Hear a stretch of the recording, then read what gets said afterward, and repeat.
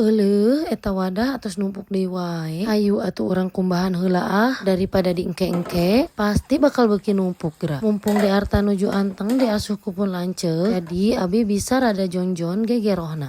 Nah cenah teteh eta teh wadah teh meuni seueur-seueur teuing. Nah teu dituntut diwasuhan, sanes teu hoyong nuntutnya guys. Tapi nya kitu we geuningannya seueur kesibukan, namina gaduh murang kalih 3 atuh geuningannya. Kan tenan anu bungsu mah nuju meujeuhna aktif-aktifna. Janten kedah diperhatoskeun pisan. Sok sieun sagala dihuapkeun atanapi sok sieun sagala dirawel. Alhamdulillah dinten ayeuna pun lanceuk nuju aya di bumi. Janten abi teh henteu damel nyalira di bantosan itu geuning sasapu-sasapu wae mah. Arta diasuh ku rakana. Pan ari sadayana usik mah abi teh moal kukulutus meureun ya guys. Lajeng ayeuna mah nyanakan sampah tina bak. Kumargi seueur pisan tuangeun susah sisa. Lajeng ngawasuhan anu arageung sapertos ning presto, katel. Abi teh hoyong marasihan katel anu hararideung bujurna, tapi bingung acan mendak anu bener-bener tiasa bersih kana bujur katel eta. Cing atuh dak rekomendasi pembersih bujur katel anu bener-bener tiasa eta anu hideungna teh teu aya kitu bersih we. Sugan tararang atuh. Atos beres ngawasuhan wadahna, lajeng ngelap-ngelapna. Ngarah ari bararesih mah katingalna dapur teh rada barartah. Nya ge dapurna acan estetik tapi bersih mah kedahnya.